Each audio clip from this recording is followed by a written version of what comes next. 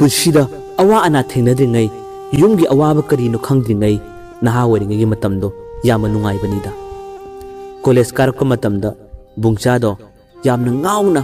amadi mamanaba kayaga noktuna khedana matam ayamada nungaina lejerapani mahak yumgi awaba karino khangde aduga mahak college tasu mangonda hena langba mi ama muk leite mahakna tinadaba mahak loinadaba mamanabasu ama phaw leitabani adubu mahakna phana langlibase yu thaktuna nisha chaduna langbadi pak oikide mahak mamanabasing amaga punba amaga tatpa ngaubana mahaki nongbugi hainabi nungaijabi oirami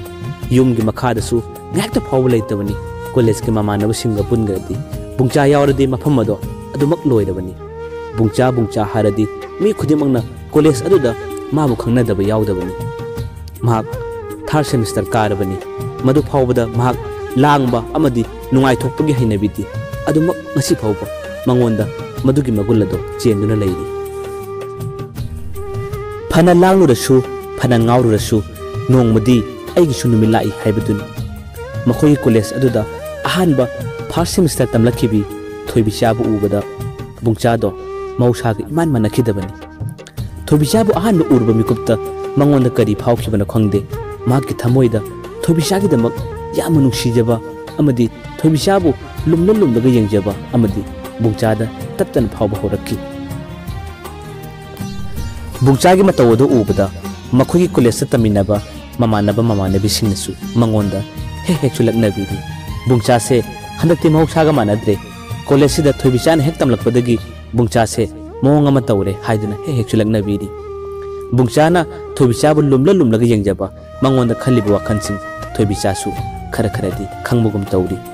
adobu bungchana di phanakana thoibichabu nungsidabasu ahanbadadi mahak kaidonungda thoibichada nungsi haiduna di phongdokpudi pakngamkide adobu matam khara leiragadi mahangna nuksibado khanganlage matagum thoibichada nuksi haduna phongdoklibani adubu bungchana phongdorokko matamda thoibichadi mangonda nuksisu haide aduga nuksidesu haikide karimata khumdana matam khara thoibichado tumina de laikibani mahangna wa amata ngangdana tumina leiba matang adudani bungchana amuk hena khoirang jariba mahangna thoibichadagi maki asengba pakhum amadi taba pamjaki nongmadi thajadaba numit amada thoibichana bungchabu amuktang unasi haiduna pau phoraki thoibichana unasi habigi pau tabada bungcha asukimati haraujaki thoibichana bungchada pakhum piraki mahangna su thamoi seng nusi haiduna adubu mahangna adu hairaba matungda thoibichana mo makha taraki karigumba aina na hakunu siba taragasu nang aidi warol kharadi yana batabani haraki pau du tabda bungchadi thoibichabu kanna nuksijaba oibana punamak yagani haiduna khumlaki matamduda thoibichana bungchada haraki nahak kanadasu haidokanu mahakti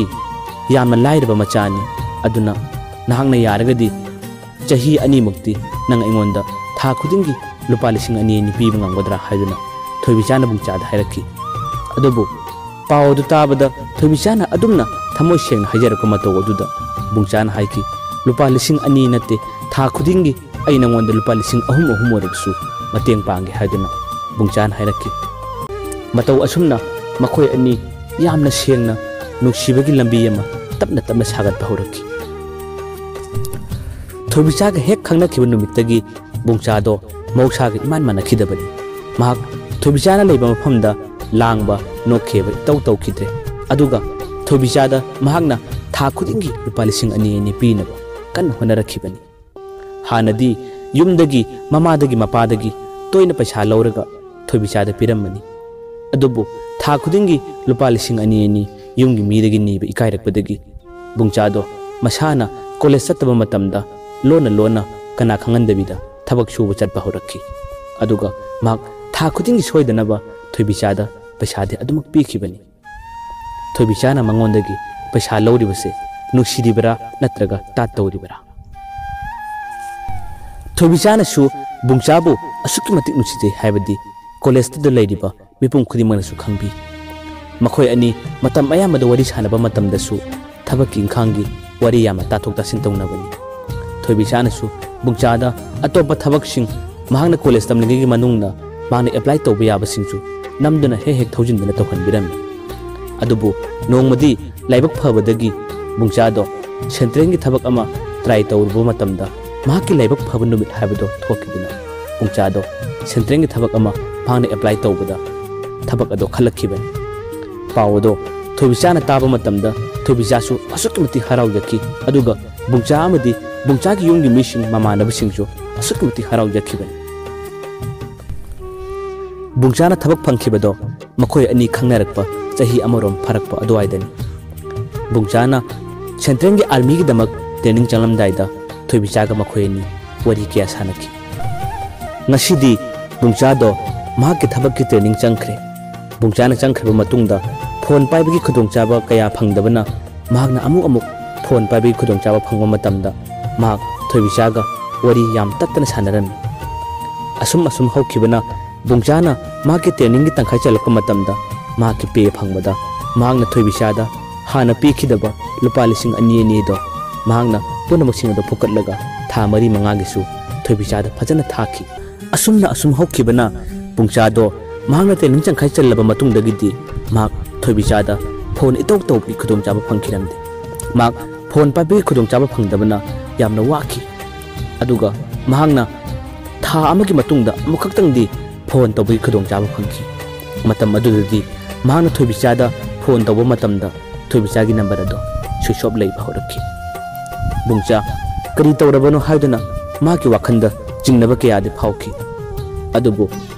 mahakna phone tawbagi khudongchaba amamuk phanglakka mikuptadi thoibichagi phone ado adumak switch off taduna adumak leikre bungchado training manung aduda yamna awaba madi oiki karigi wariba thoibichaga paw phanaba phanglaktaba amadi mahakna phone tawbada switch off kya lerakpadagi thoibichada chithi kyadi iduna mathang di thakhiba adubu thoibichagi oiba pawkhumdi ama phawba lakide bungcha asomda training loinaba honarakpada yamna waki training loigadabana tha ani hom waliba bungcha karamna khangani khangkhom khalakte thoibichabu yamna nuksijaba amadi nupi atoba mahana kojadabana mahakti yamna awaba madi oiki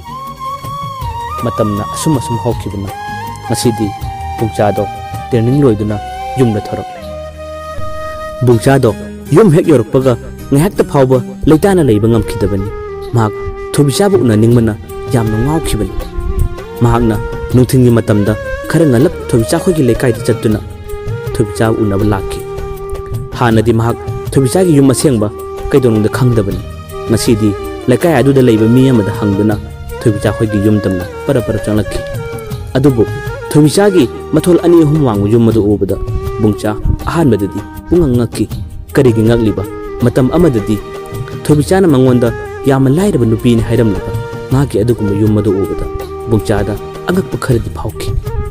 nasidi ikai iki punamak thadoklage haiduna thoibicha unabani haiduna bungchana thoibichagi yum tamna para changlakki bungchana sumang hek yopsilakpaga thoibicha khogi mangonda sahi 50 marom surabi nupi ama phamduna leirambado bungchana uki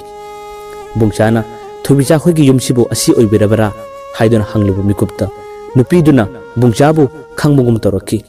nupiduna hairaki nahak bungchara haiduna hanglaki bungchado yamna ngakna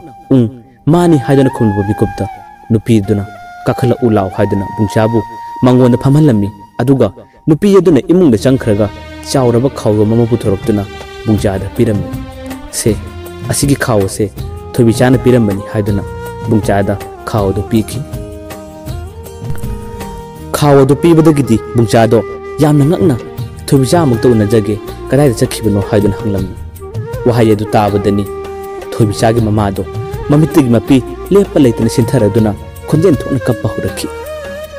bungchachu masada singnaba kharadi tattana phawba horakhi mahakna hanjinajin hangki thoibicha kadai chakhibano amukta unahanbiyu haiduna hanjinajin hanglakpadagidi bungchagi mamado bungchada munne yenglaga hairakhi ibungo ekhoigi icha nupido